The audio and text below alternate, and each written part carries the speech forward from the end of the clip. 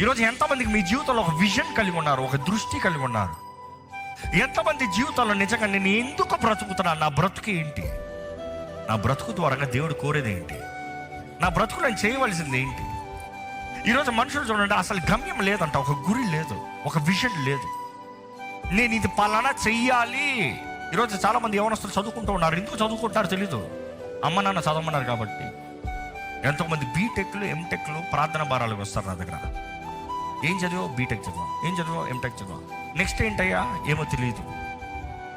Vision లేదు. ఏదో చదవాలి, ప్యాటర్న్లో అందరూ చదువుతున్నారు, నేను చదవాలి, చదివి నెక్స్ట్ ఏంటి బ్రతుకు? ఏమో తెలియట్లేదు. పలానా పలానా పలానా పలానా అందరూ ట్రెండ్గా చేస్తారు కాబట్టి మేము ట్రెండ్కి వెళ్ళిపోతాము.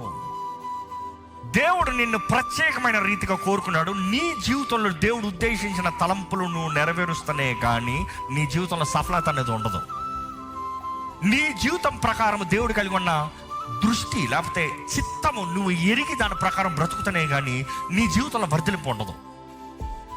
ఇక్కడ ఉన్న మిమ్మల్ని ప్రభు నామములో కోరుకుంటానండి, జీవితం ఎంతో విలువైంది, వ్యర్థపరచకండి. Do not waste.